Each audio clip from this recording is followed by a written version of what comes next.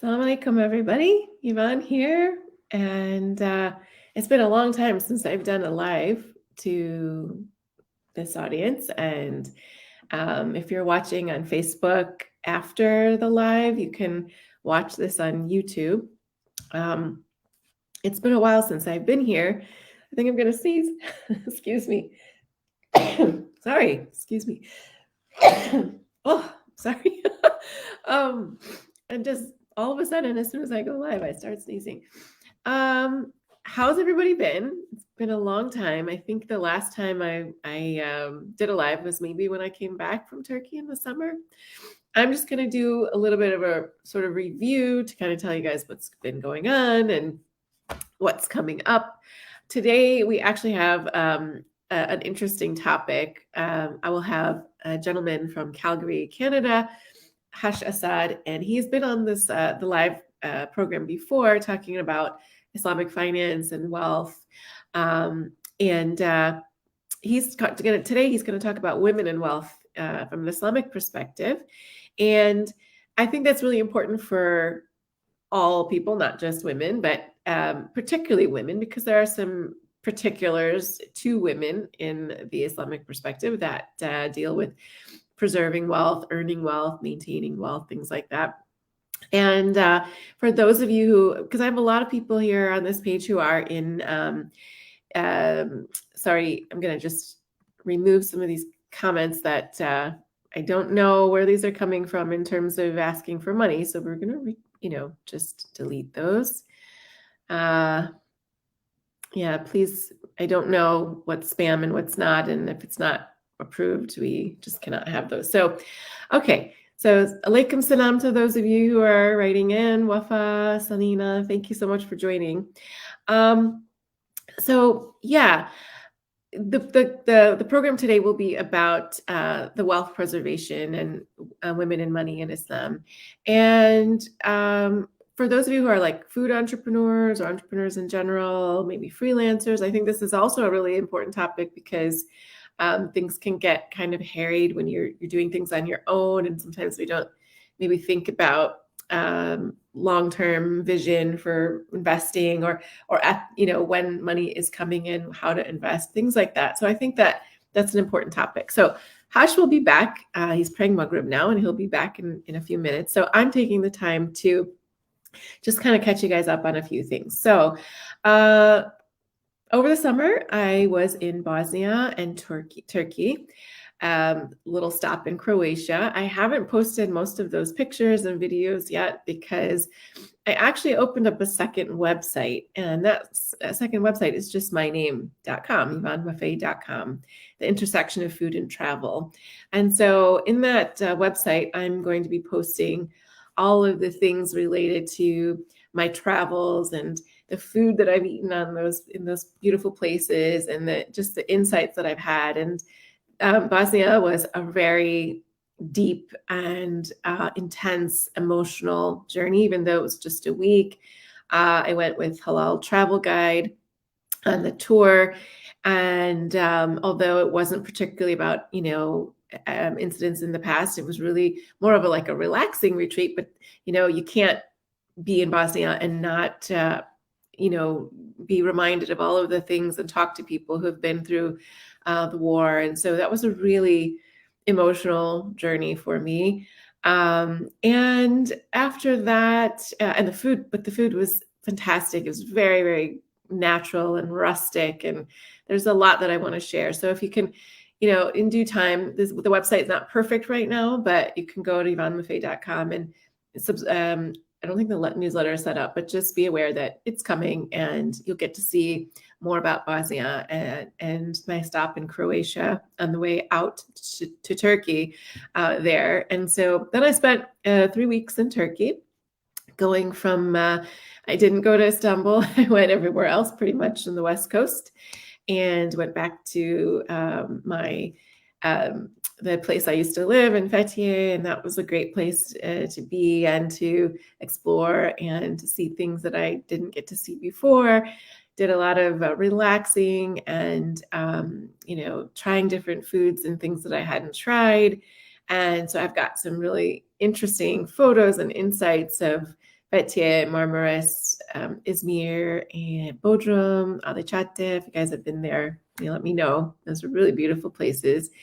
And then I came back to California and just we started doing a lot of different things on My Halal Kitchen. So we're making some big changes in the next few months.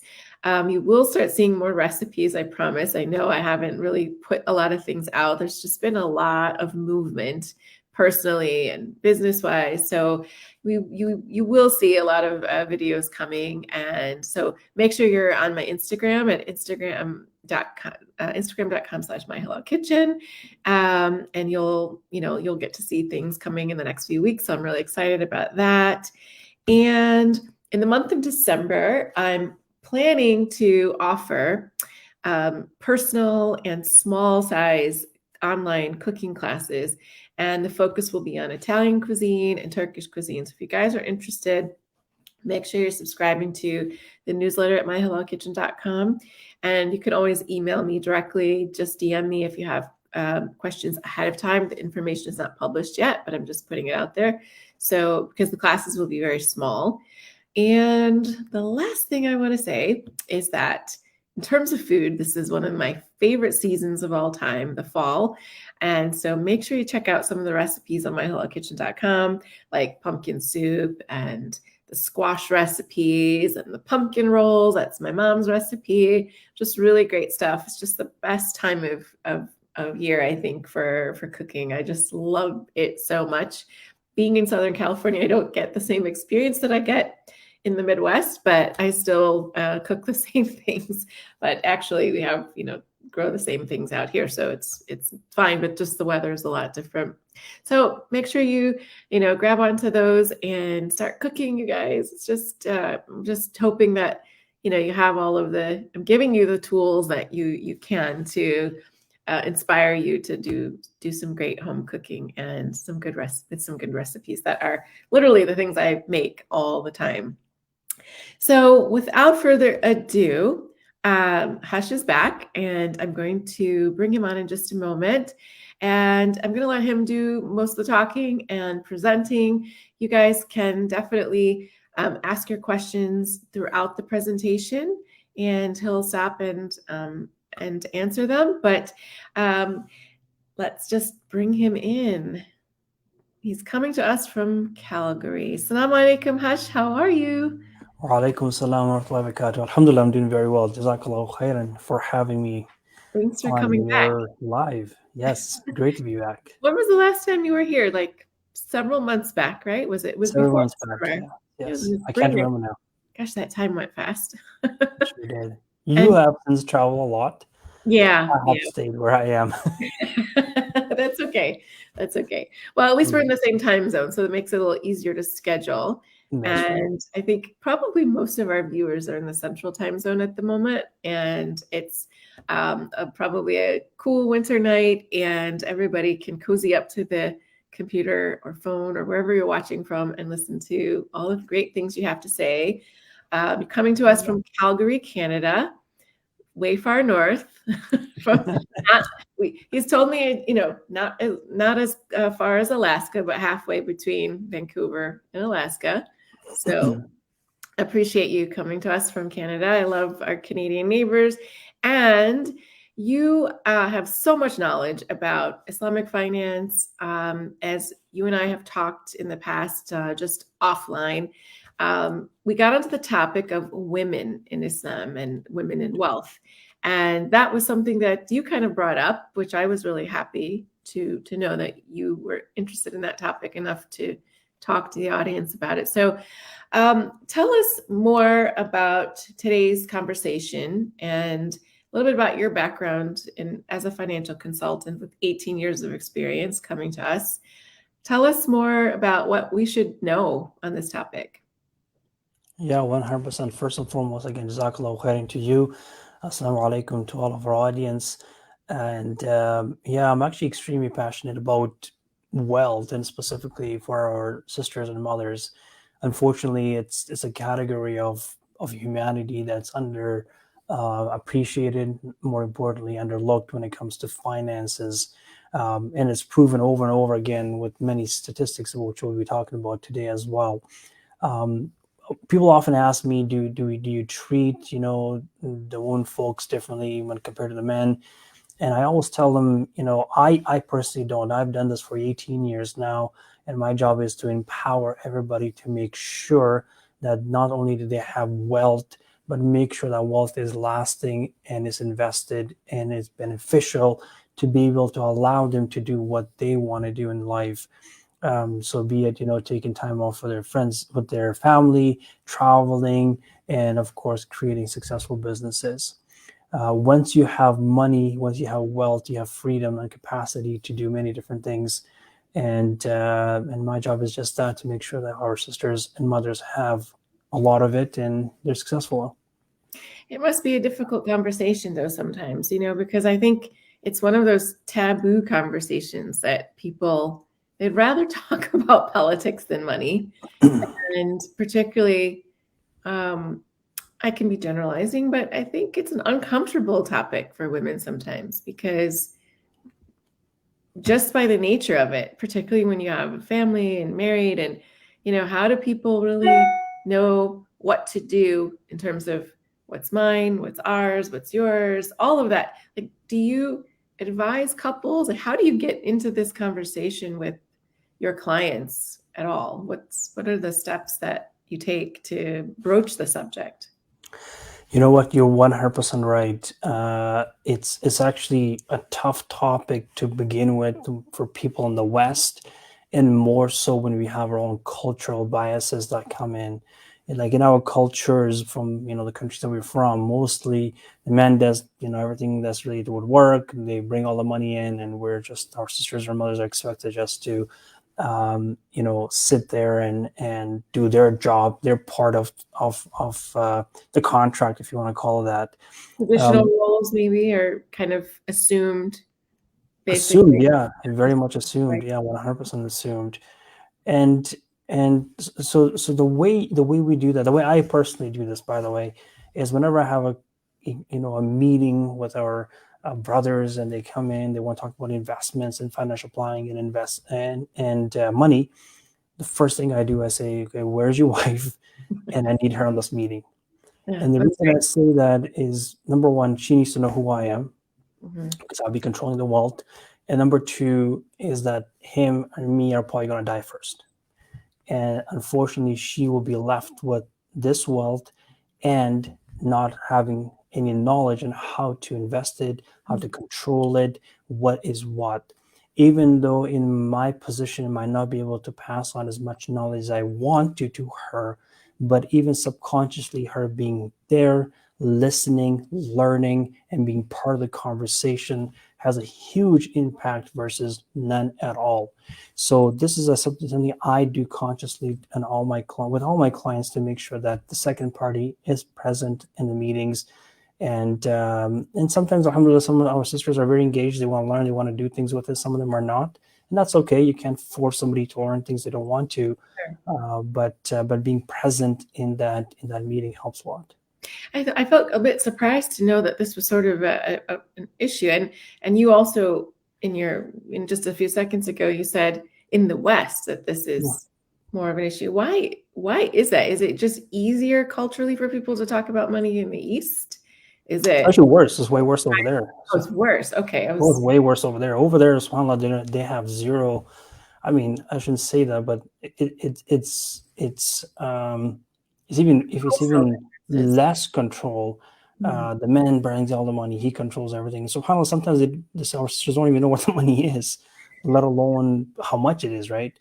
And And do you think, yeah, is this younger generation not operating like that though? Are they more insistent as women to be involved in those conversations yeah, with 100%. money? Because I Yeah, know I can't fathom not being involved in that conversation about money. Um, it just seems unacceptable, yeah, yeah, regardless of religion or whatever. But it is typically based on where we're raised, how we're raised, like right, yeah, how comfortable our families were talking about money and so on and so forth. So you must Yeah. see all of it. Yeah, I see all of it. I see all of it, and almost on a daily basis. And you're right. So it is cultural based. It's not. When I say the West, is actually our people in the West, Mhm. I see. versus the average Canadian American couples. They're fully involved in the conversations, and in the younger generation, they're better in the fact that they are educated here, Mhm. and they learn the systems here, and they're actually in positions where they're making money and earning wealth, and therefore they have the capacity to control it, versus some that our sisters and mothers stay at home. We'll talk about some statistics actually in a second here, where unfortunately they do end up losing on a lot of opportunities to create wealth for themselves because they end up being the caregivers of our generations and our not only to our children, but to our parent, like their parents and her parents.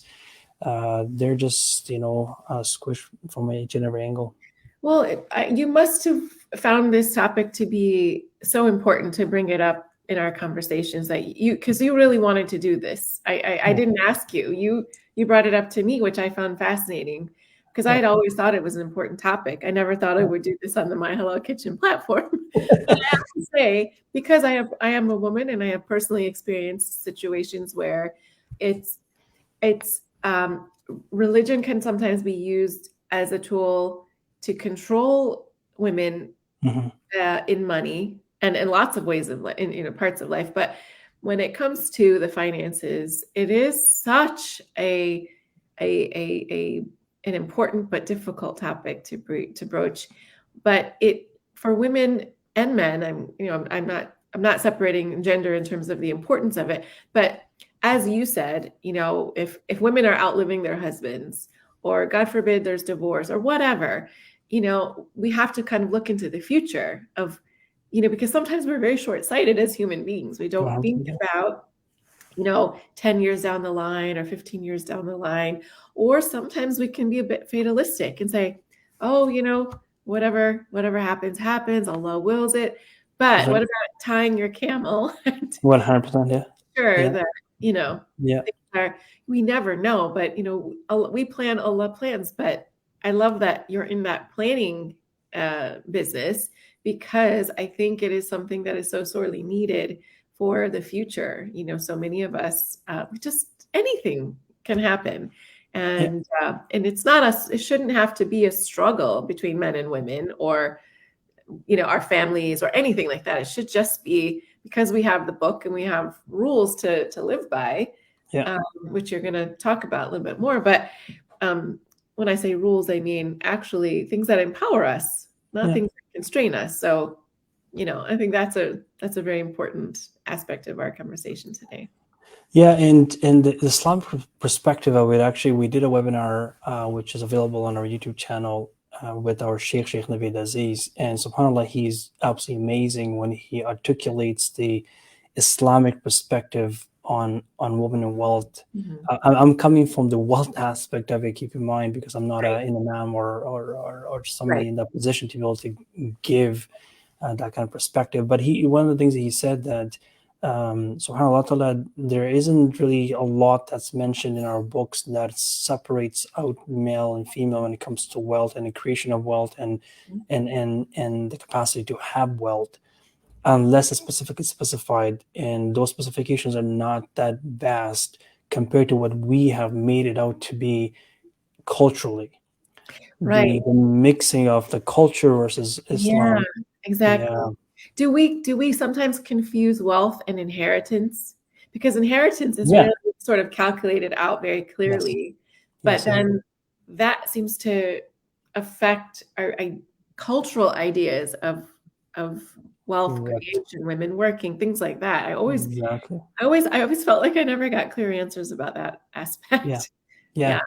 yeah, There's definitely some, inheritance rules in terms of what, the son gets versus the daughter gets, for right. sure. But the creation of wealth up to that point is really no different. Exactly. So let's get into your presentations so we Yeah, can love to. Love to. get Let's do some that. get some facts, and you have a fascinating presentation coming up. So Thank you. let's just add it to the stream here. And thank you for preparing this. This is so fascinating. We're so lucky to have you. Thank you. Pleasure. My pleasure. Absolutely. Before we begin our webinar, I just want to let everybody know that the information in this video is for general purposes only. It is not intended to provide you with personalized legal, tax, or investment advice, especially if you're not in Canada. It is not intended to solicit a purchase of investments. Assad Wealth Management is solely responsible for its content. For more information about this topic or wealth or finances or investing, please contact me directly and we can have a conversation, inshallah ta'ala. Just keep in mind, mutual funds or exchange traded funds or stocks and our product services are offered through IG Wealth Management and offered through IG Securities, and here in Canada specifically. IG Securities is a member of Canadian Investor Protection Fund. Commissions, fees, and expenses are associated when purchasing investments. Please read the prospectus very, very carefully. And again, no past performance is guaranteed of future results. Just a quick compliance thing. Here's our presentation timeline. We're going to take a little bit about 2 or 3 minutes to introduce you who I am and how long I've been doing this for. We'll talk specifically about women and wealth, and then we'll talk about the importance of having a plan. And if we have enough time, inshallah ta'ala, I'll specifically discuss how to invest your money in a halal way and answer any questions you may have. I'm on a bit of a mission, if you don't mind. I'm trying to grow my YouTube channel. Sure. We're quite proud of it. It's not that big yet, but inshallah ta'ala, there's an amazing level of content that's available on there for free. So if you do end up going there, Assad Wealth Management in a search should land you there. What is the exact link? Is it youtube.com/wealth? youtube.com/ they got a new one. It's /@ and then /Assad Wealth Management. Or if you just search Assad Wealth Management on YouTube, it should land you right into our channel. Okay. I'll look it up and post it for everybody while you talk. Jazakallah khairan. So myself, my name is Hashmutullah Assad. I'm an executive financial consultant with IG Wealth Management. I've been in this role with the same company for 18 years now. I have certain designations. One of them is a CFP, Certified Financial Planner. That's the PNG of my industry for what I do. We are within the securities arm of IG Wealth Management here in Canada, and we're licensed in the province of Alberta, British Columbia, Nova Scotia, and Ontario. Unfortunately, if you're joining us from another part of the world, we are not licensed to deal or help you out. Another thing that I'm quite proud of is our social media channels. If you're on social media, do give us a follow on Instagram. I'm trying to grow that base as well. Your Instagram is great, by the way. I was watching it today. Jazakallah khairan. We have great statistics, especially for Canadians. Yeah, we have videos. We have we call the AWM boosts. These are quotes and motivational things that I find motivational. So we share those news articles, what our clients are saying about us. It's a fun little place, and we have different types of content that you may like, and inshallah learn from and educate yourself. Of course, all that stuff is available on Facebook, Instagram, Twitter, and if you're on LinkedIn, connect with me, inshallah. I'd love to have you part of my network. Sure, I'll look you up and I'll provide those links. Your YouTube channel is great too, by the way, for those of you who are interested in like the economy, updates on the economy, real estate. I mean, though I'm not in Canada, I feel like they're totally relevant to us here in the States. 100%, yeah. We try to make it so it's relevant to everybody and everybody. And it's not specific to an individual country. We just want to share information. I read through a lot. I do a lot of reading. I think in a 5-day week, I probably spend close to 1 day in terms of reading articles, learning, educating myself. So 20% of my time is actually spent on reading. And every time I read something that I find informative, I share it right away on those channels. And maybe somebody can benefit from it and create some wealth for themselves and their families, inshallah. Yeah, that's important for any field you're in. That means that you're constantly keeping up with what's new and relevant, and it's great for your clients. Yeah, jazakallah khairan. So of course, we'll talk a little bit about some stats here. Just keep in mind, these are, while some of these are points and of context. I just want you to know that you shouldn't be all bucketed into one voice and one set of statistics. It is very critical to understand that your specific needs, your goals, and your attitude towards investing are very different and very unique. But 90% of women will become the sole financial decision makers in their lifetime. We as men tend to, die first. That's how it is. And by 2026 in here in Canada, 50% of the wealth will be controlled by our mothers and our sisters, inshallah ta'ala. While the female workforce participation has risen significantly since 1950, which was 1 in 5 working age women to 4 in 5, well, subhanAllah, you tend to earn less for the exact same amount of work done, 87 cents to a dollar versus with the same amount of work done by a man. 60% of it, this is one of the stats I want to spend more time on today and allow our audience to be able to take this message. 60% of women aged 45 to 54 do not have a personal financial plan. And that is a very critical missing piece, and I'll illustrate to you why that is. 24% of our mothers and sisters tend to be less risky, so very conservative when it comes to investing compared to only 17%. And of course, we talked about the cultural biases that all of us feel on a regular basis. One of the things, Sister Yvonne, that is actually very interesting to me, if life was a game and we were all starting out, on different modes, like easy mode, medium or a difficult mode, you tend to be starting right off at difficult mode. Your life game is hard right from day one of the day you're born, and the challenges that you continuously face until you pass away. So may Allah make it easy on you and allow you to be able to, get more reward for it, for the struggles that you go through. But compared to an average man, you go through a lot. Tend to go through a lot. And I think you probably agree with that. Yeah. So the challenges that you face. Relative, men go through their struggles, women go through ours, and they're different, but who's to say they're harder or easier? I think they're all relative. When it comes to money and wealth, it tends to be Money, more. yeah, probably. Yeah. Is that changing though now with more women being educated and is sort of able to work? I mean, is it the same as it was even 10 years ago? No, it's significantly different. Significantly, like we just talked about some of the stats, right, from 1950 to today. 1 in 5 versus 4 in 5. So it's definitely changing, and it's changing for the better. But the challenges still exist. Having to earn, you do the same amount of work, but you get 87 cents while I get $1.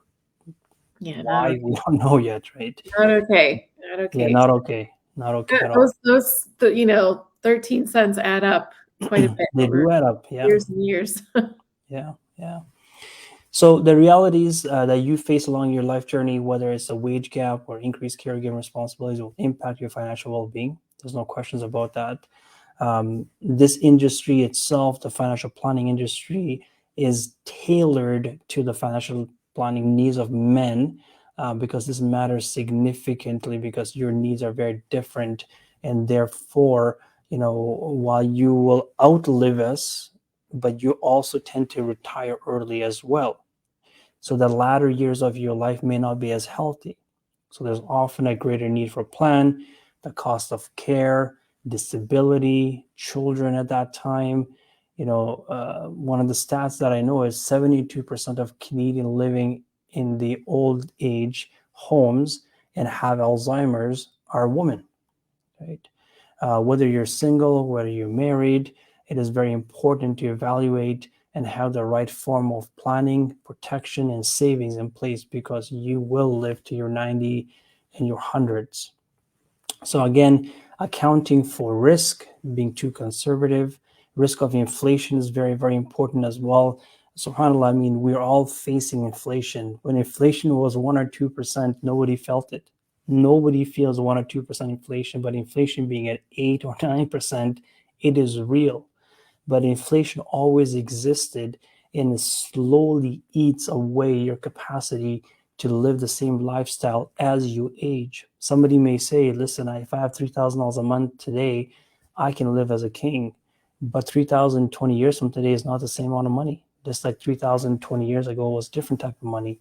So it's very, very important that we take that into account as well. Experiences of paid work tend to be different for those of men compared to women because of our caregiving roles, right? Over your working lifetime, the potential earnings may be impacted by work disruptions and interruptions, right? These are often triggered by having to take care of your children, your spouses, or even your elderly parents, right? And what impact does that have? It has impacts on your timeouts, reduced income and investments, right? If you took out, 4 or 5 years from your life to be able to raise a child, well, that's 4 or 5 years of less income and therefore 4 or 5 years less years of savings. You also tend to have a shorter time frame for those investments to grow, right? You didn't the power of compounding each and every year, each and every month counts. And of course, while you're not working, you're not contributing to the government plans, you're not increasing your RSP contribution room and things like that. So alhamdulillah, one of the things that is positive that the female workforce participation, including both at a corporate level and the self-employment level, continues to rise. But we are very well aware that you tend to earn less money for the exact same level of work done, right?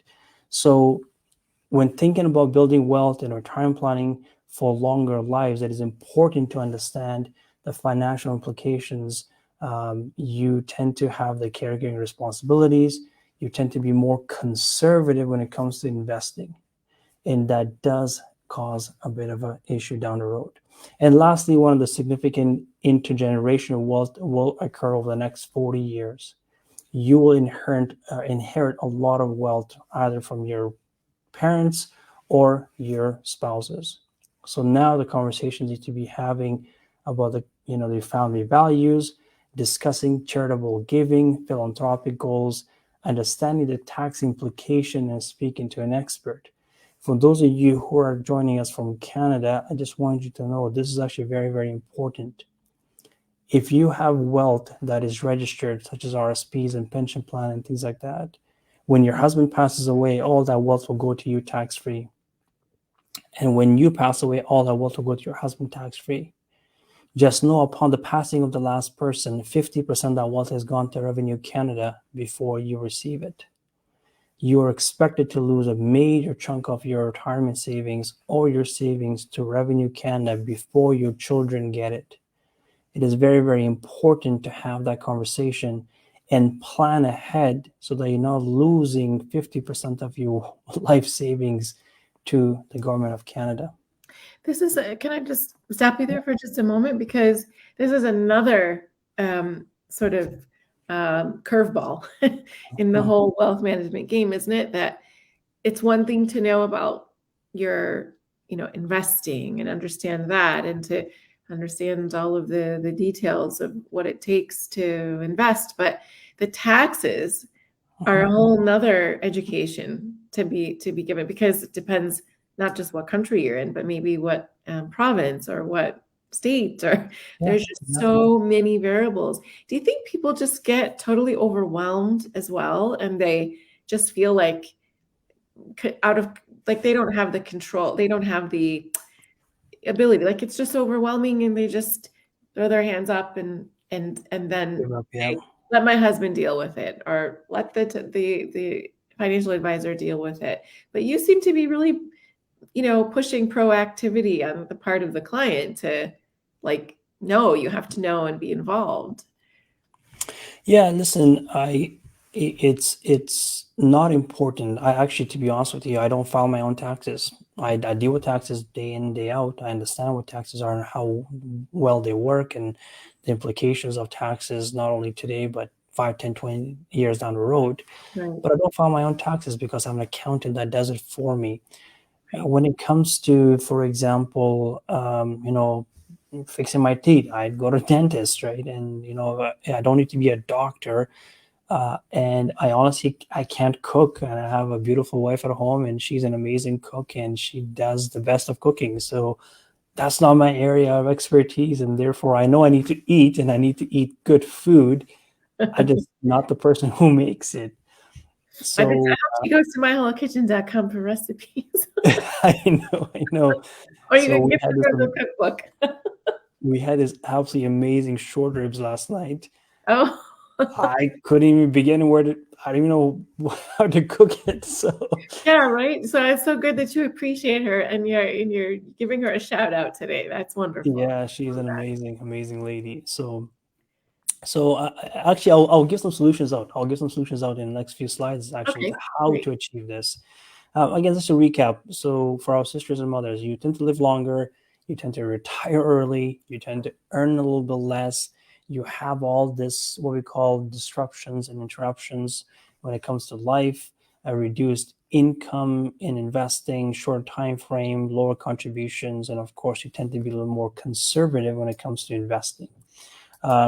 There you go. So I think the slide just changed now. There's a little bit of a delay there.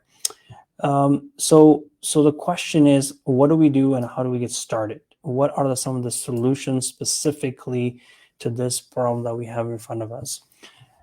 One of the things actually that I face on a daily basis when it comes to challenges is I deal with people that tend to have wealth and they have money. And one of the reasons that they seek me out is because they got into a bit of a problem. So let's use an example of a regular typical client that will come to us. Usually they will come and seek us out when they're in the late 50s, into early 60s. They're a few years away from retirement. And the reason they're seeking us out, and I don't think my slides are changing, there you go, perfect, is because over the last 20, 30, 40 years of their life, they've been building this home. And the analogy of this home is their retirement, right?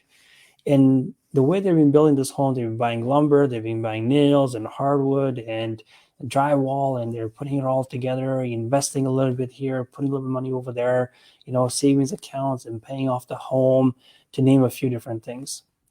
They show up at the gates of heaven only to find out that is not the home that they want, right? And they had an image and a picture of something, but it's completely different when they get to that point. And the reason that happens all the time is because of lack of blueprints or GPS. It is extremely important to build a home. The first thing you have to have is blueprints. What does this home look like? How many bathrooms? Where the walls are going to be? Where's the kitchen? Where's the backyard? And things like that. And the analogy of a blueprints here is that of a financial plan. You do not need to know all these things. You just need to have a vision and idea of what you want the home to look like. And from there on, you almost have to work backwards to figure out what are my blueprints and how am I going to get there. And again, the analogy of a blueprint here is that of having a financial plan. So the question now begs to be, how do I create a financial plan? Where do I go? Who do I talk to? What are some of the resources that are available to us? The easiest way to do this is, of course, by hiring a professional.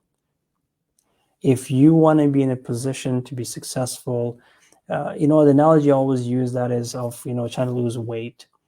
If you want to lose weight, you go to the gym, you hire a trainer, the likelihood of you losing weight is a lot higher versus, DIY. You can definitely do a DIY, that's absolutely no problem. And a lot of people have, and they've been a lot successful. But the moment you start paying somebody for a service, you tend to be more engaged, more cognizant of that service, and therefore taking advantage of it to be able to, lose that weight and to be successful. So the easier hack here is that if you hire a professional, it gets a little bit better. Of course, you can do it on your own. But if you do end up hiring a professional, just make sure they're what we call a certified financial planner. CFP exists around the globe, especially here in Canada and US. And have a conversation about what is it going to cost me, what are my expected timeframes for achieving certain these goals, and the frequency of visits with that person, and how often would you be reviewing the plan itself. So that's step number one in being able to do that. Step number two, when it comes to financial planning, is having that dream and the vision of what that home looks like we just talked about. It's not going to be perfect. It's going to be very, very blurry, especially if you're in your 30s, if you're in your 40s, and this thing is 20, 30, 40 years out. You're not going to be able to vision it very good. But having some realistic financial objectives are crucial. And it's also very good and very important to dream a little bit about as well. You may want to have that cottage, you may want to have that dream car, or you may want to be able to go for Hajj and Umrah and pay for your children's education and things like that. And It's I also guess, important. Go ahead, sorry. I'm sorry. Yeah, please finish your thought. I'll ask after. Yeah. Having some time frame around these goals is very, very important. Evaluating your existing financial conditions, which is the next step actually involved in here as well. But having a target or a destination of what is that you want. Again, keep in mind these targets and destinations, goals will change over time, and that's okay as well. It almost seems like the finish line keeps moving, and alhamdulillah, that's all right. Yeah. But having a clear idea of what is that you want, and then working backwards to figure out where you are, which is step number 3. Go ahead, Sriwan. I was just, it came across my mind when you were talking about, the fact that, well, look for the professional to do this. Now, what if people are, they're agreement, they're in agreement with you on that, and they say, well, but it's really not easy to find somebody who shares the same values Islamically. So there's lots of financial planners out there, Right. but all the things you're saying, to most, if somebody isn't familiar with the values of Muslims, then how can they really, achieve those goals or get those kind of ideas, accomplished in their Yeah. in their life? You know what? You hit the nail on the head. Subhanallah, it's extremely hard to find somebody who's actually has an understanding of the Islamic aspect of Mhm. investing and creation of wealth, as well as the worldly aspect of it and the rules and regulations that exist in these countries. There isn't a lot of us, especially here in Canada, and even the ones that do exist in the banks and some of their institutions do not have, and they lack the capacity or understanding of the Islamic aspect of it. So they have the financial aspect of it, and they're Muslims, they're working in these roles, but they do Right. not understand the Islamic finance aspect of it. It is a Exactly. major challenge. It's an actually major challenge. uh, you know, Even for myself, like I've been doing this for 18 years now, it's been a growing, understanding and appreciation of bringing the two worlds together and Mhm. finding a mix that works. And subhanAllah, I can say that we have actually achieved that goal, Yeah. especially over the last 6 or 7 years. But it's been extremely challenging to do this. So, You're you're like a needle in a haystack finding you. And we met each other at the Halal Expo in Canada. So we're yeah, in that, niche world. I yeah, mean, outside of that, probably I would never know. however, yeah, We wouldn't cross paths. And so I get it, because obviously I'm in the culinary world, and niche halal food. It's like, it just gets smaller. Your world gets smaller and smaller. But yeah. luckily, with internet and distance learning and things, can people still work with you even if they're not in Canada or not in Calgary? Do you still take clients who are abroad, or do you meet with them online? Yeah, so Alhamdulillah, first thing we've done, especially this year, is we've actually expanded our team, or we're expanding our team as we speak. We Mhm. just hired actually one brother here to work with us and allow our people to be able to invest their money in a halal way. So that's happening. We're going to add another person here in Canada as well.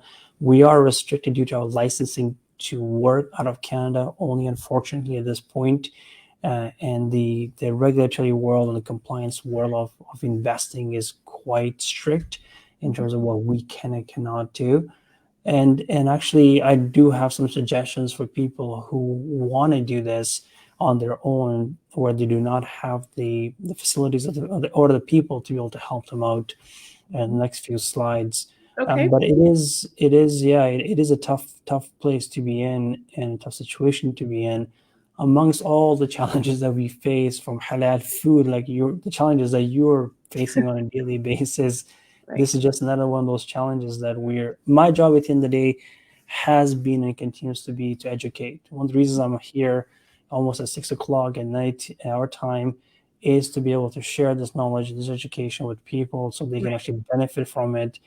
If they want to work with us, alhamdulillah, that's good. But Yeah. at least I can empower you to know some of these tips and tricks where you can do it on your own and Yeah. build your wealth in a halal way, inshallah.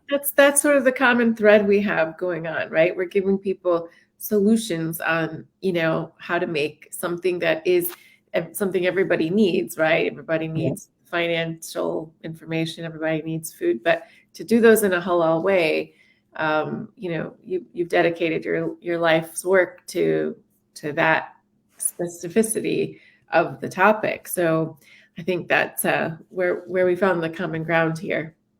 100%. Alhamdulillah. Alhamdulillah. That's actually amazing. Yeah, from that small expo that me and you were both at actually Yeah. early in the year, Yeah. it has actually sprung some amazing relationships that I was not expecting to. Me too. Me too. And I Yeah, think it's people are kind of really realizing that there's a lot of gap in information for the general public. And yeah, we have such a fascinating world of people who are in the halal space who hmm, are really good at what they do, yeah, particular businesses creating particular products, whether those are financial or food or whatever. But it just seems like more collaboration needs to happen for one thing, and yeah, then those services and products to be offered to people even beyond Muslims, because I know lots of people who are not Muslim, yeah, who don't really ascribe to halal, but they will enjoy the food. yeah, And I also know a lot of people who are interested in value-based finance, who exactly. are very interested in how Islamic finance works and how to invest in a socially responsible way. And there's a lot of overlap in what they believe and what we do. And so this is also very interesting for them too, I think. Yeah, and one of the things that I've noticed over time is that we do spend a lot of time in assessing the type of food that we eat and what goes into our bodies. And alhamdulillah, we have achieved tremendous amount of success around this realm, and there's a lot of work to be done. Sure. Halal food stores exist. There's thousands of these in Calgary where I can just walk in, grab their short ribs, and I can have them, right? And there continues to be more and more restaurants, and a lot of our brothers and sisters are trying hard to make this a reality for all of us so that we can all eat halal. But when it comes to the money aspect of it, subhanallah, there's sort of two versions of it that exist, actually three versions that exist. One of them is basically people who do not want to do anything with it. They have taken their wealth and put it into their under their mattress, like literally into their mattress, and allowing inflation to eat away, all of it Yeah. and be worthless by the time they actually need it. The Well, second version of it is basically people who don't care. They invest in non-halal aspect of it is either for lack of education, lack of understanding, or even the lack of not knowing that options exist. Well, I think And there's then, also a mistrust yeah, of banks too, in some countries, right? Some people yeah, come from places where they've really been burned by a situation, and then yeah, they come in. I've known people like that, years ago. Like they'd come from countries where the banks took their money, and so their solution was to put it under the mattress, literally. yeah, And things were they didn't care that things were insured at our banks here, but yeah. didn't trust it. And so it seems like part of your position is to counsel people and to kind of make them less afraid of investing, and letting them assess the risks in a with a lot of knowledge. Yeah, we have to, we don't have a choice. And I'll Yeah. tell you why we don't have a choice. Let's just say you have $100,000 and you worked very, very hard to earn this money and this wealth, and you earned it in a halal way. That $100,000 in a cash position or even in your checking account, even in the best of times, inflation at 2.5%, your 100,000 is worth 97,500 next year, if you Right. go calendar year. Right. Inflation is 8% right now, so that would be worth $92,000. Then me and you have to pay zakat. We have to pay our 2.5% zakat. So in the best of times, that money a year later is worth either 95,000 or 90,000. It may be physically worth $100,000, but what you can buy with it is 92,000 or even 90,000. And that's a major challenge that we don't recognize. Actually, not a lot of us recognize that problem. Even though it's same dollar amount, the value has gone down significantly because of zakat we have to pay, of course, as an obligation. And then you have inflation that eats away our wealth. So investing is not a choice anymore. It's almost mandatory if you want that Great. money to be worth anything in the That's a great future. point. But do you think some people just feel so afraid that they would rather take the risk of losing a little bit on inflation? Well, to them, they could say, well, it's fine if I lose two, but if I invest that money, I could lose 20,000 in a year rather than 2,500. Maybe it seems like you're trying to change the way people think about Yeah. those risks. We have to expand our appetite for risk, but also more importantly, expand our vision and what we can see. You have to remember, actually, these are some real stats. In 1934, if the two of us met, Strivon, and you had $1,000 to invest, and you gave me $1,000, and we put that money into the U.S. markets, at the end of 2021, that money is worth about $15 million. Wow. So $1,000 bill that did nothing, you just left it there, and it went through one hell of a time. World War One, World War Two, the Great Depression, the market crashes, Iraq War One, Iraq War Two, North Korea, Vietnam, the 2008 crash. You threw hell at this thing, and it's worth close to $15 to $16 million. So yes, there were good and bad years. Yes, there were good and bad decades, but overall, that $1,000 bill grew significantly. Alternatively, if you had that $1,000 bill and what you can buy with that $1,000 bill in 1934, if an iPhone was available in 1934 and cost you $1,000, that exact same iPhone at the end of 2021 will cost you $19,000. Wow. When you put it that way, and I think this is the first year I've really heard people talk about inflation the way they have. Yeah. When I was in Turkey, it was always a topic Yeah. because it was going really wild over there. Yeah. And I think it's like that in a lot of other countries, but I think in North America particularly, we haven't been as burned by inflation rising as other countries. It's sort of been controlled, and people have been on top of it and done their thing, and we don't understand it very much, right? But this is the first year I'm hearing many, many people in my circle say the word inflation, inflation, inflation. And I thought, wow, things are truly changing for us. Yes. And that's what my point was. Inflation has always been there. Right. Just we did not notice it. So if Exactly. a thing costs you $1 today and inflation is 2.5 cents and it costs you $1.02 next year, Exactly. you are not gonna feel that. It is. I Right. mean, it's always there.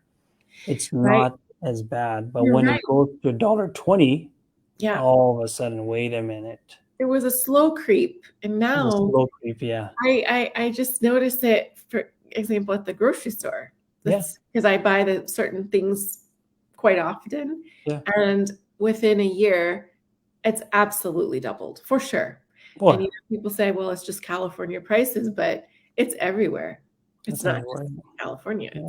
It's the whole country, but The world. the whole world. Yeah. Yeah. And we notice it in the things that we do every day, but it's never been double in a year that That's I've right. noticed. Maybe it has, but I've never No, it noticed. has never been. Yeah. It The is last so- time we felt this type of inflation was back in 1980s, right? Yeah. And there was a tremendous amount of pain to go through to cut down inflation down to where we had experienced for the last 30 years or so. Yeah. Yeah. But yeah, it's not rare. It's not. This is actually quite rare what we're experiencing here. But a good reminder, for the thing we're talking about, which is making sure that you have a plan for that, because again, $3,000 a month is not the same $3,000 a month when you retire 20 years from today or 25 years from today. Right. So this is, again, we talked a little bit about having advisor or not. Some of the DIY strategies you're able to do this. We do have access to certain types of software which allows us to be able to plan this out and model this out for our clients. But so the third step when it comes to the financial planning is making sure that you assess your current financial situation, Mhm. which includes, what do I own? What do I owe? What am I making? What am I spending? How much money am I not unaccounted for? What am I going to get from the government plans? What am I going to get from my work plans? How much is my house worth? How much do I own that house? Do I have a second property? What's my business worth? How much value is the business worth? All of that data needs to come in to be able to make sense of it. Now, there are easy online calculators where you can just, enter in when you're going to retire, how much money you need. It will tell you what those numbers are. But you have to remember those are very simple mathematical calculations. It doesn't take into account inflation or taxation or what if you live longer? What if you die early? What if the returns are not the same each and every year? So it's a complex way, but not an impossible way to figure out the planning process. So the fourth step in this is essentially, meeting with the advisor, discussing and analyzing recommendations that are being put forward to you. Ask a lot of questions. It's very, very important to, why. When we do financial planning, by the way, is we actually build a plan live in front of our clients. We actually enter everything in front of them. Some planners will take that, come back, grab the data, put it in, come back and tell the clients, oh my God, there's many problems, and they have a solution for it, which is fine. But we do it live. We ask a lot of questions to make sure the assumptions that we take in are accurate and it's in line to their understanding. And that way, at the end of that meeting, it's clear. We have answered all the questions. They knew what assumptions we taken into account. And I'll also say that it's very, very important that once a plan is built, that you implement that plan, right? And the strategies and recommendations, and you stick to it. Is a very, very critical part of the process. A lot of people kind of get to step 4 and then they don't implement it. You have to say your inshallah. Like you said, you gotta tie down the camel. But implementation of these strategies are important. The last step when it comes to the financial planning aspect of SSG1 is that you have to make sure that you go back and look at the plan and review your plan on a regular basis. The version that we have here, our company, is called the IG Living Plan. And the reason it's called the Living Plan because life changes. What you assume in your 30s are not going to be the same when you're in your 40s, and it's not going to be the same in your 50s and your 60s.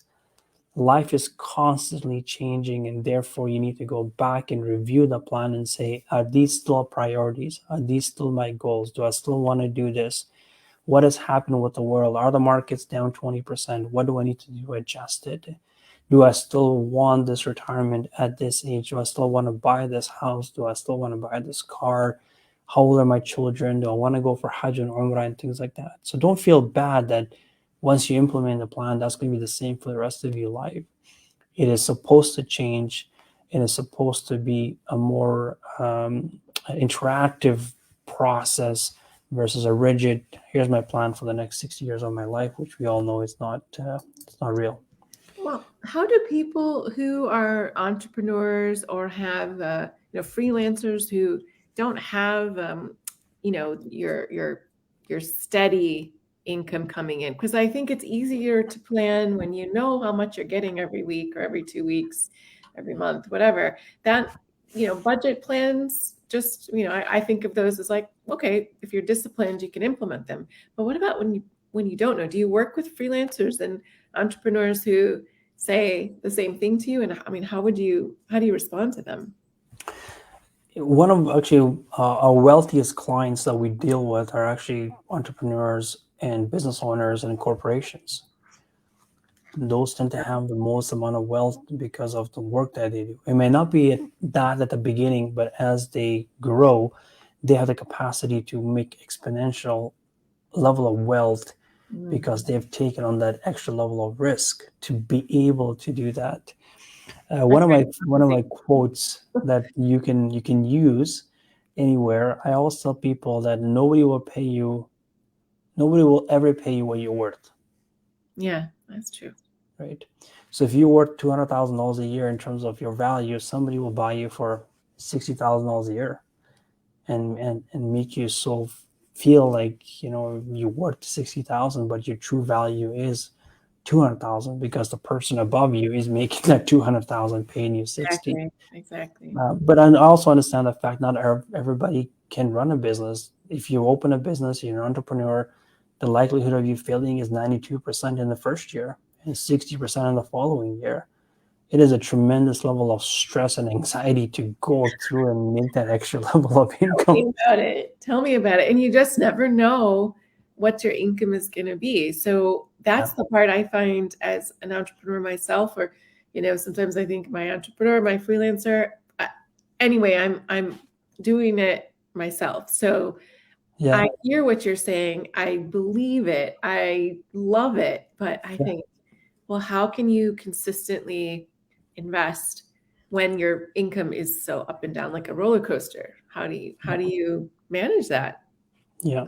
So there's a couple things. Number one would be, what we call retained earnings or money inside a corporation. Excuse me. So if you are a business owner, or if you're somebody who has, even there's two different versions of it that exist in Canada and perhaps in US as well. One of them is called sole proprietor. Sole proprietor, basically a business, a person that just says they're a business. So in this particular situation, I don't have a corporation. I am doing some freelance work for which I receive an amount, and from that amount, I pay my expenses. My business expenses specific to that work, and of course, I pay myself my rent and my mortgage and food and things like that. What Mhm. is left behind is what we call an accounted cash. One of the things I'll say this, Strivon, is that when we take people through the financial planning process, we send them a document where they have to complete and get back to us in terms of how much money they're spending where. How much money you're spending on your pets, how much money you're spending on your groceries, your Too much. food, your toiletry, your rent, your utilities, your cell phone. Like, I want details of where the money's spent. So they That's a send good that to us, okay? exercise, actually. I probably a lot of people don't go down to the minutia, right? They don't. But let's see what happens next. So I asked them to give that to us. The next question, we asked them how much money they're making, how much money you're making, how much money you're paying taxes. So we get pay stubs where you know how much money is coming into the bank account. The discrepancy in this is the one that boggles my mind. On a regular basis, I can find between $2,000 to $3,000 a month in anybody's cash flow.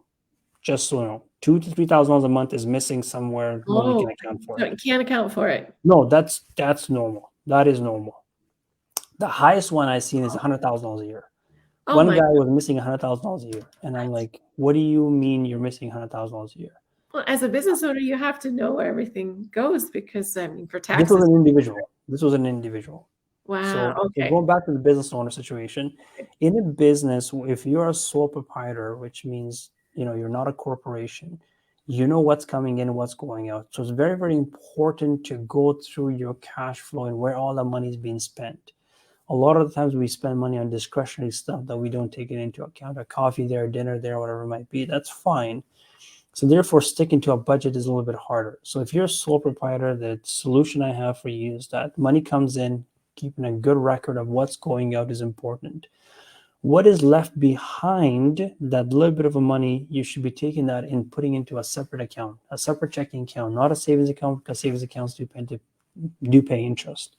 You put that into a checking account, And maybe this month is $500, maybe next month is $200, maybe the following month is $1,000, whatever it might Oh, be. so it's separate. Sorry. Yeah, Just so I understand, totally yeah, separate checking account, yes, just for the investments. that's correct.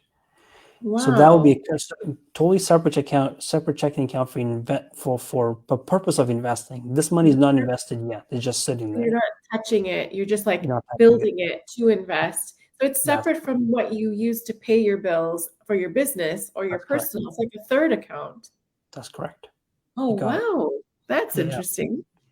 So you Okay, put all sorry. that money there, and either every 6 months or every quarter.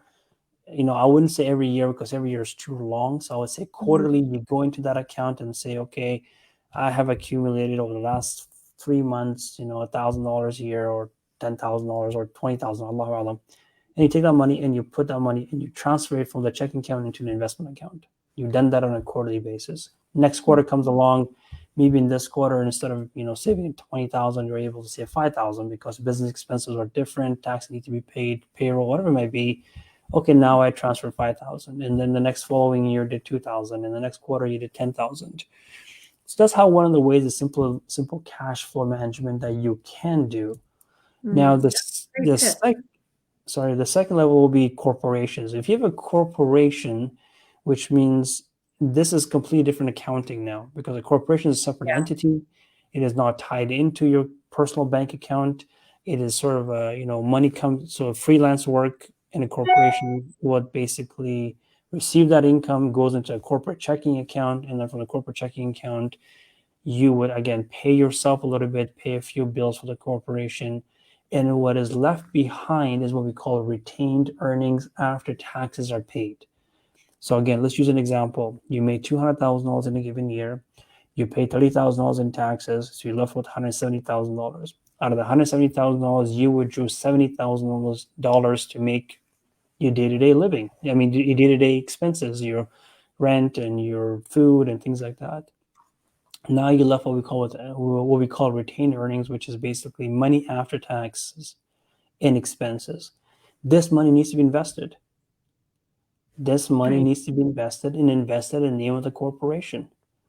Right. The amount of The people name I've seen with money just sitting there in checking account doing nothing, hundreds of thousands of dollars in just checking account. I'm like, why? Why is this money here? just sitting there, not having a job to do, right? It's Exactly, that exactly. like that's a new concept I just got turned on to, that money needs something to do, that it's Money got, needs something to do. yeah, it needs a Either you job. That use that money to grow your business. So hmm you would do what we call reinvesting into the business, and you want to expand, you want to buy a new store, you want to buy a new computer, whatever allows you to be able to make more money the following year, you would do that. But you're going to get to a point where you're not going to be able to spend everything that you make. And that exactly. money needs to be put to use. Money sitting idle in a checking account or cash or in a restaurant, money has to work. There's no hmm questions about it. The That question needs is a how job, you make it work. Yeah. right?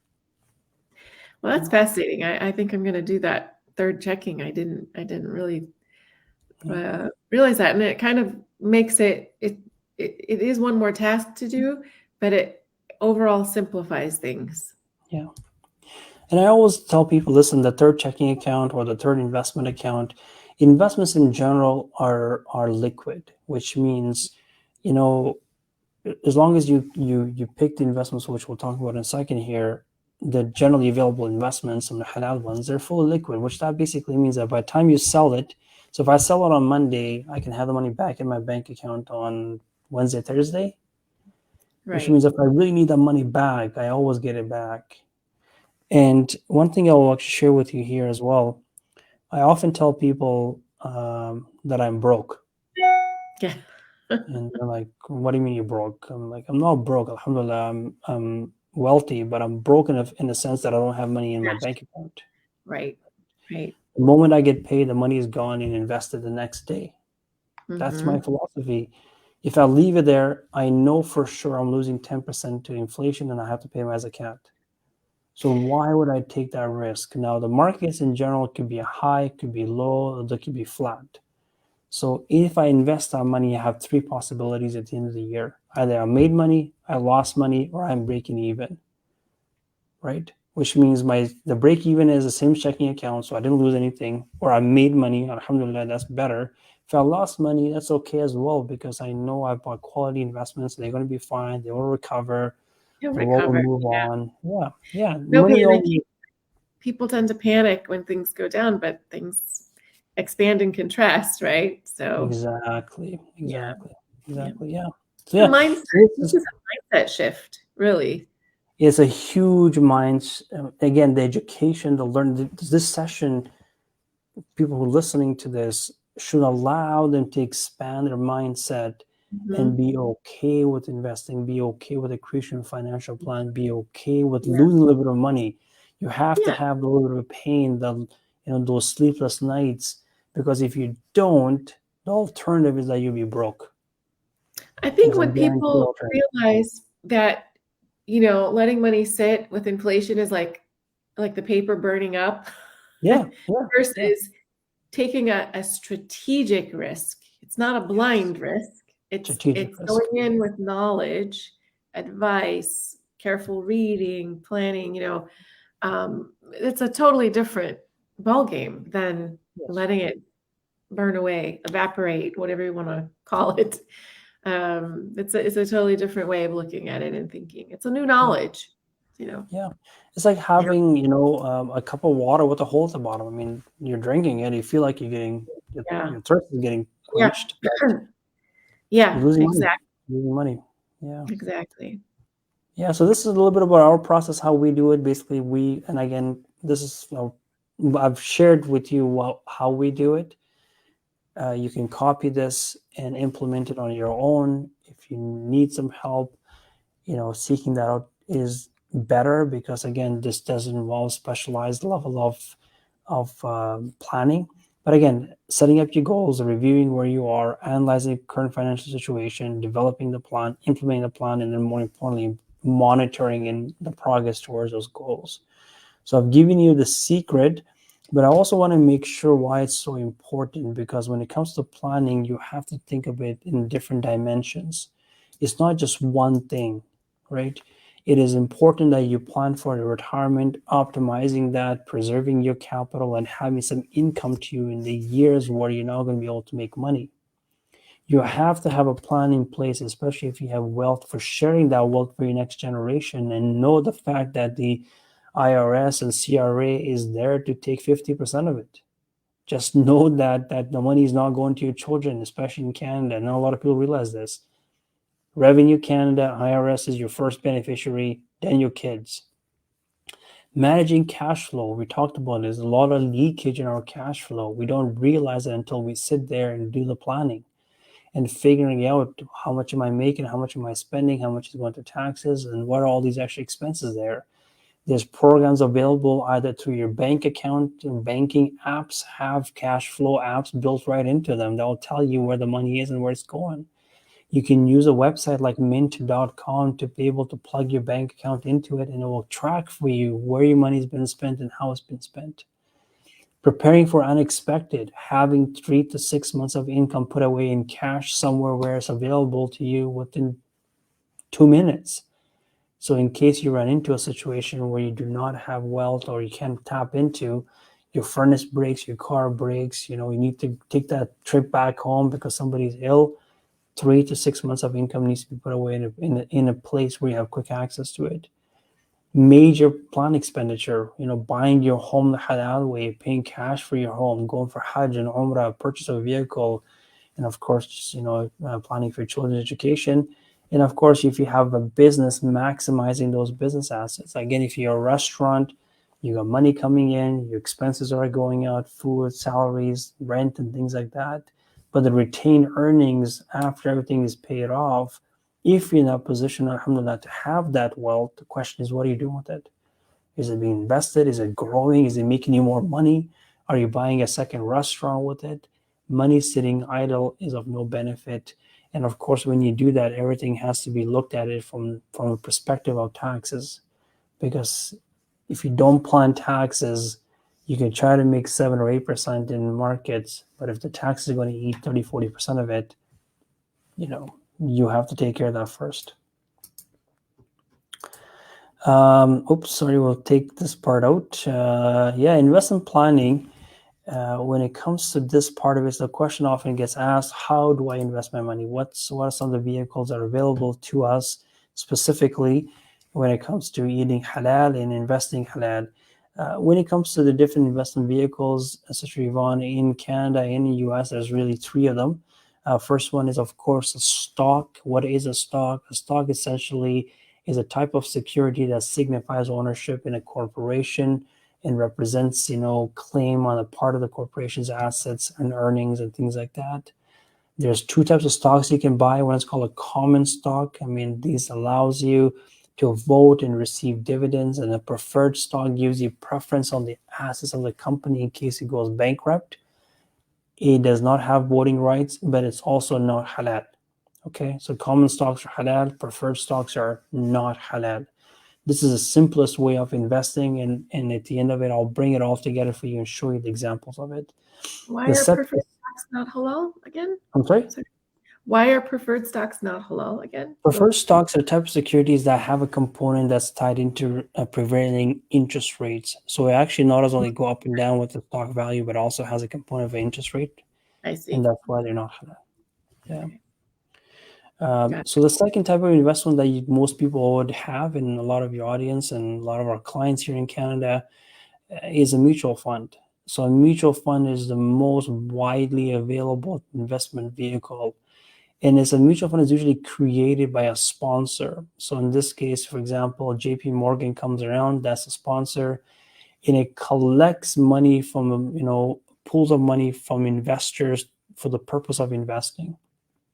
They usually hire what we call a fund manager or a money manager. And this money manager is told what he can and cannot do.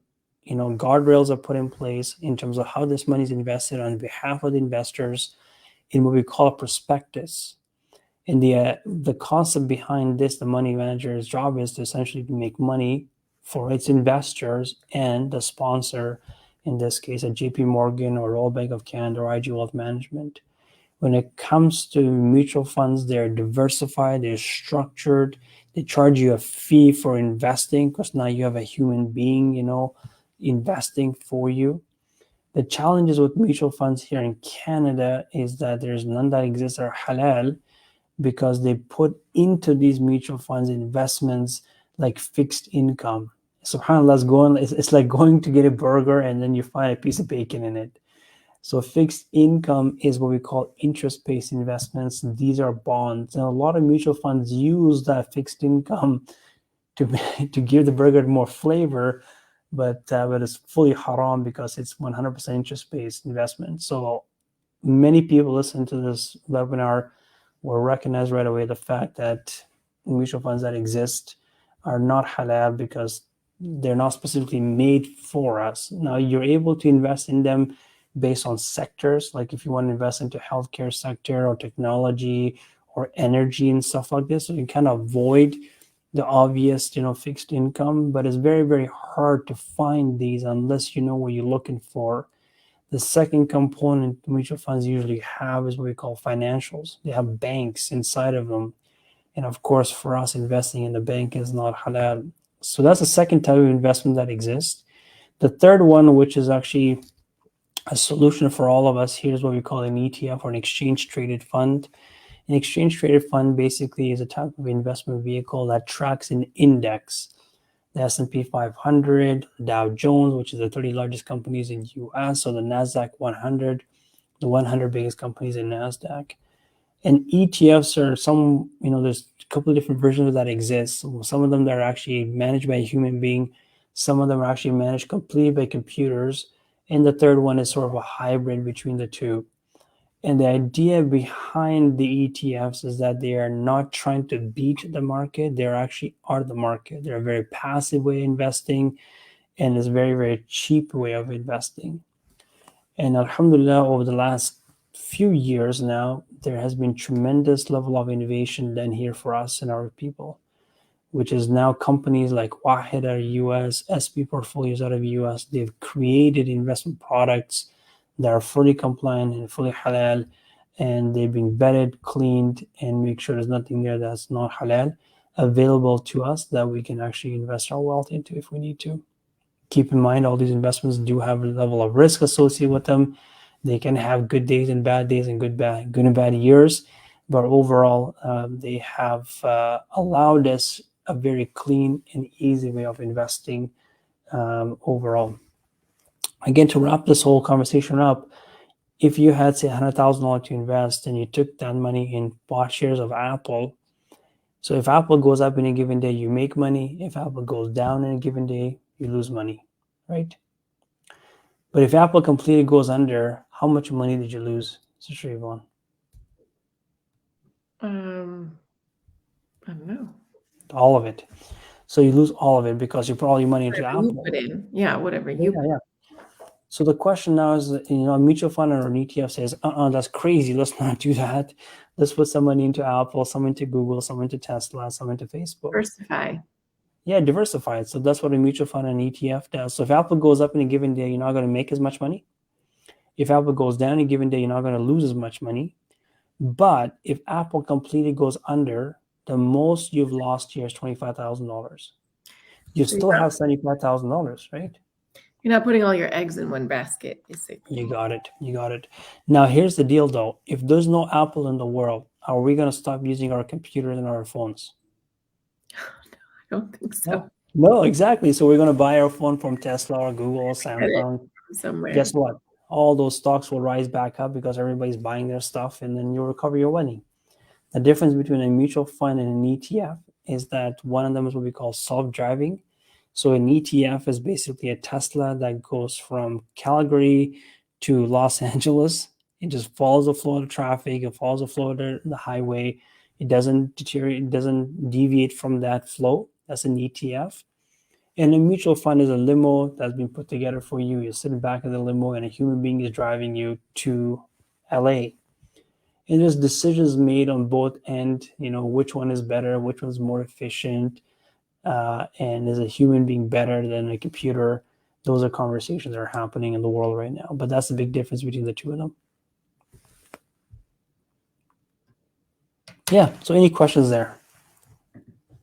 And how are we doing for time? Yeah, I think we should probably wrap up soon because it's maybe we can go into like so much detail. I know. With a lot of questions that I thought others might ask, but we did have two questions. Like, why don't we answer those questions and then we can continue next time.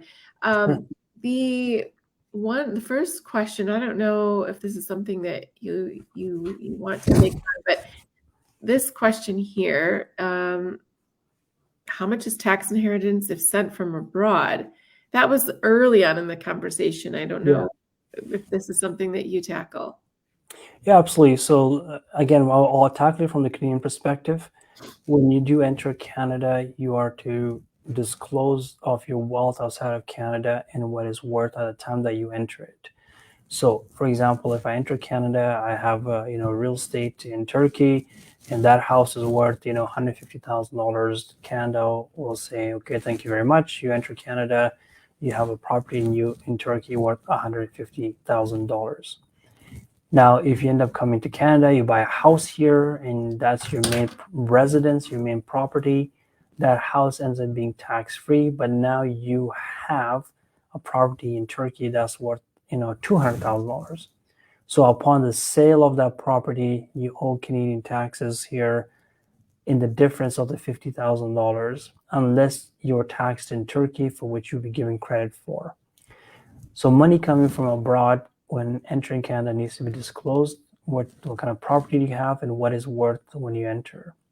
If you have parents or things like that, when they pass away and they sell their property and they give you the wealth, that's called inheritance. And essentially, it's not your money, it's your wealth that you were given, and therefore there's no taxes on that wealth. Again, if your parents have a home, they pass away, they give you that home, just know that the value of that home will be disclosed with Revenue Canada. But if you continue to hold that house going forward and that home appreciates, you'll have to pay the Canadian tax on it unless you sell it, bring the cash over here, and invest it in Canada. Okay. Yeah. Oh, interesting. Okay. A little different in the US, I think, right? I mean, the Yes, tax yeah. brackets are different as well. So then the last question we had was, where can I find an Islamic advisor? I think this was when we were talking about Yeah. values and all of that. So, if someone is in Canada, they can work with you online, correct? Yeah, somebody in Canada, if they have, we have, I mean, there's different levels of wealth within, actually, just within the US, depending on the amount of wealth you have and your how old you are, the complexity of your situation, you may not need actually a financial advisor. So again, if you're in your early 20s or 30s, my only advice to you is this: sock away as much money as you can, as fast as you can. If you are in your mid 20s or in early 30s, your goal is to get to $100,000 as fast as you can. Every single penny that you have that you're not spending on rent or you're living with your parents, you should be saving and investing. And there's a lot of halal options available to do that on your own. Get to a point where you have wealth where you need to figure out what to do with it next. So for me, the number is $100,000. Get to $100,000 as fast as you can. That's number one. If you are somebody who has wealth and there's some complexity when it comes to planning, taxation, children, perhaps second family, businesses, where you need some help, this is where you seek out a financial advisor. So it does depend on the situation and the complexity of it and what your goals are. So in Canada, if you have $50,000 or more of investable assets, you can reach us out, and inshallah that we will be able to help you out. And somebody from my team will be able to help you out. And the more wealth you have, the more complexity comes with it, and therefore the more we can do in terms of planning. I think it's interesting that a lot of the cultures that Muslims come from, it Mm-hmm. is culturally acceptable for kids to stay with parents until they're Yeah. married. Yes. And, a lot of youth complain about this, but I always say, gosh, do you guys know how lucky you are that you can work and, parents want their kids to be, entering their lives, married lives, um, on a strong financial footing. And that's a leg up that a lot of other kids don't get. And Yeah. it's like, take advantage of that. And because, that's a big gift. And when I was in my 20s, the first job I had, I got a phone call from the financial advisor in my company. And he Yeah. said, you're a new employee, you're young, Yeah. come on up to my office and I'm going to give you like a personal financial education. And I thought, oh, this is going to be so boring. And, like I was like, I'm only in my 20s, like, what do I need to know? But the Yeah. stuff that he told me at Yeah. that, juncture, and he said, anytime you have questions, come and ask me. And I thought, I didn't really realize like how amazing that was at the time, but I Yeah. took everything he said and Yeah. never forgot it. And I Yeah. thought, if only I could just like pick up the phone and call again, because that was like at your fingertips in your 20s, first job. I would say if anybody has that at their fingertips, use it. It doesn't matter how young you are, the younger the better, you know. Yeah. Listen, I tell people, if you want to be, I can make you all the money in the world, by the way. If you want to be a trillionaire, I can make you a trillionaire. Oh, Did really? you know that? But what I can't make is time, Yeah, that's the thing, right? right? I mean, if you live long enough, you'll be a trillionaire one day, right? You Right. just you don't have time. So for people who are in their early 20s and 30s, actually, you know what? I can't share this, but if you do end up going to Instagram, I just shared a fact about it, and maybe you can pull it up somewhere. But it shows how do I find this? Let's see if I can find I'm this. looking on your Instagram now. Yeah, yeah. Before we move on to Instagram, I want to share a couple more things here, actually, here with for our audience here. First and foremost, if you do get a chance, go ahead and Google this, or you can scan the QR code. Our sister Mala, she was actually part of our Women in Wealth webinar that we did for ourselves. She was actually she's a video on there, and she written this absolutely amazing blog, Great. the Muslim Woman's Guide to Investing.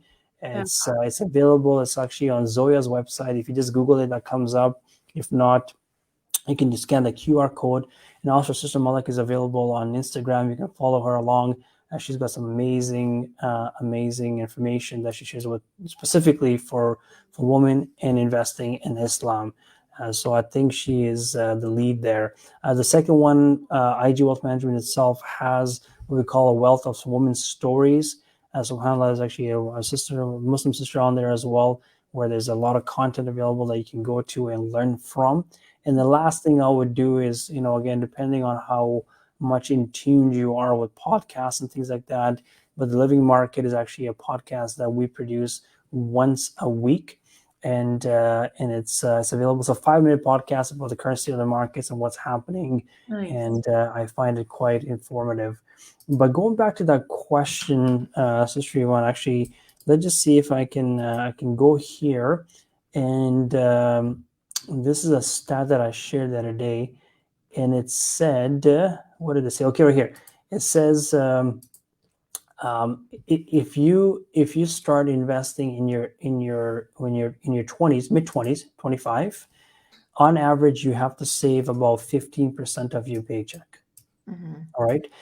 Exact same amount of wealth if you wanted to have at age 60. If you start in your 30s, you will have to save 18% of your paycheck. So it goes from 15 to 18. And if you are in your mid 30s, you'll have to save 23% of your wealth to be able to achieve the exact same level of wealth. So that goes back to the point, if you have time, this is the time to start. And don't be scared. Just get started. You'll have good and bad days, but overall, inshallah, you should be successful. What about people who are in their 40s, 50s, who I know a lot of people, okay, Mhm. this is a sad fact, but a lot of people, divorce crushed them. They lost everything and they're starting over from scratch in their 40s, in their 50s. That's a very depressing time for people, and people feel totally devastated and overwhelmed. Mhm. Could Mhm. you give some hope to those kinds of situations? Yeah, it depends. If it was a relationship where there was some wealth involved, and if there is, of course, they will be coming out of it. Emotionally, it's a disastrous time, Yeah, for and sure. I can't even imagine people going through that. It's so I won't comment on the emotional aspect of it, but from the wealth aspect of it, when you do get your bearings and get out of that emotional state, is just going back to the planning. I would say you have to figure out where you are financially, what do you own, what do you owe, how much money you're making, how much money you're spending, Hmm. and getting very good clarity around those things. Even if you're starting from zero, subhanAllah, you're expected to live to 90. So if you're in your 40s, you got 60 years of life ahead. Yeah. So now, okay, we are starting in our 20s, but we're starting in our mid 50s. Our retirement is not going to be as extravagant as somebody who's starting in the 30s, but starting and putting that little bit of money away, even if you put away 50, 60, 100, $200 a month, I promise you that will help you tremendously at the time where you're not able to work Yeah. because physically you can't do it anymore. So starting out, planning, and putting some of this strategy we just talked about today applies. Is just time is not your friend, therefore your goals will be pushed out. So instead of retiring at 55 or 60, you're retiring at 70, and that's okay, inshallah. Well, I think if you love what you do or you find work that's purposeful, you don't have to really think about stopping. That's a positive thing I've come to realize, that retirement is, you know, so it's not in some people's vocabulary, and that's a positive thing, and for other people it's a negative thing. So I'm trying to make it, you So know, there's actually three types of retirement you can have. Okay, so let's talk about that. Number one is that you get to a certain point in life, pick a date, whichever date you want it to be, and unfortunately you didn't save enough money, and therefore you must work. You don't have a choice. right. That's number one.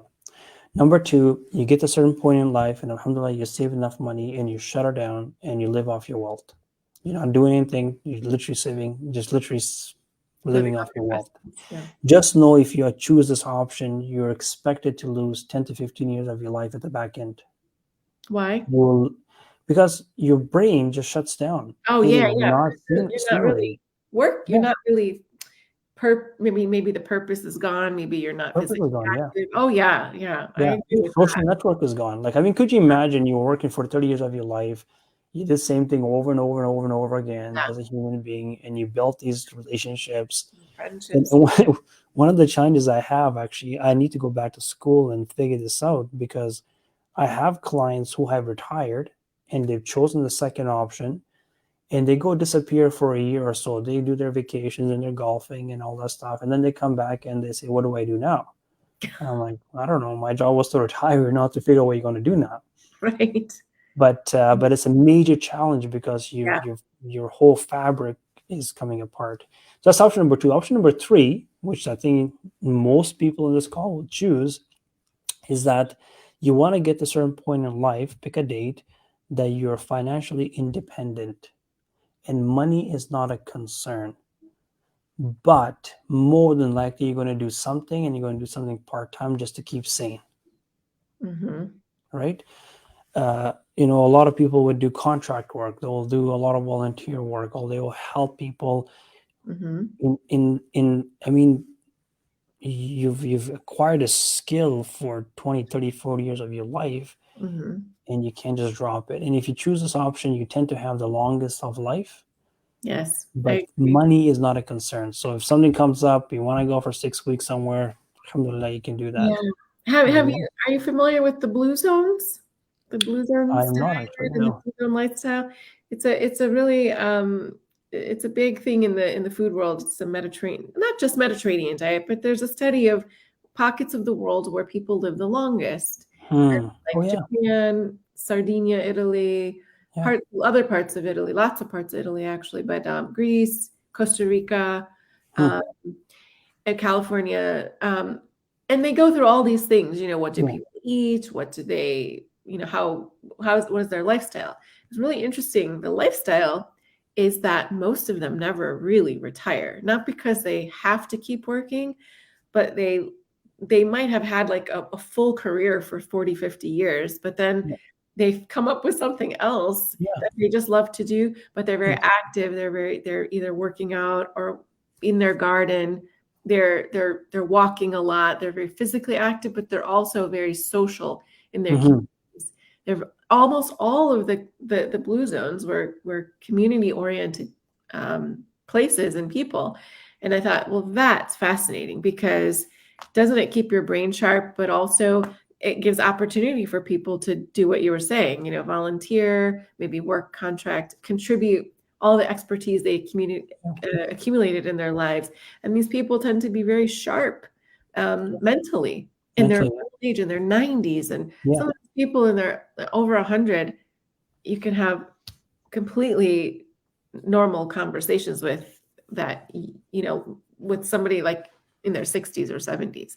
Yeah. So SubhanAllah, what happens with our people and our culture is that as soon as they get to 60, they're ready to go, man. They just they're like, dig me a grave. I'm good to go. It's it like, needs come to on. change because it's like, I'm in the business of, trying to provide healthy recipes and food, but that's only one aspect of it. And I Yeah. think if your finances are settled, that does take away a lot of the stress. But Tremendous amount of stress. I Yeah.